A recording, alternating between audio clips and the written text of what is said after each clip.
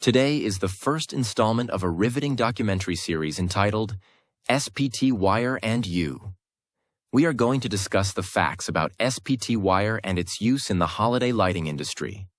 Yes, I said facts. Not what some misinformed hipster may have told you at a post-convention professional mixer. Let's start with the most popular and most misunderstood concept, the difference between SPT1 and SPT2. The only difference between SPT1 and SPT2 is the thickness of the insulation surrounding the 18-gauge stranded wire.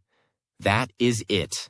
That can't be, man. I was told SPT2 could handle more amps and stuff. No, but let's take a look at that. Here is the equation to find the wire diameter needed to support a specific amperage. We won't bore you with the details, but just note that the equation takes into account two key factors that support the result. 1. The equation uses the cross-sectional area of the metal, and 2, it takes into account voltage drop due to distance. That will be important later. In part 2, but nowhere in that equation is the thickness of the insulation even a consideration. And why is that?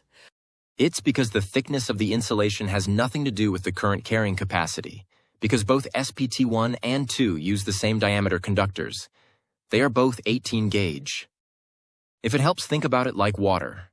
The fancy tiny water spout on the door of your fridge. How long does it take to fill a glass? Then how long does it take to fill that same glass from the garden hose?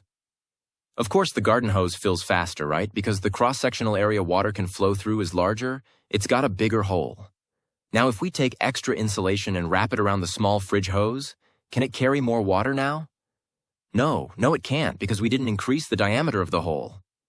Electricity is the same idea. You aren't changing the size of the conductive area, so you are not changing its current carrying ability.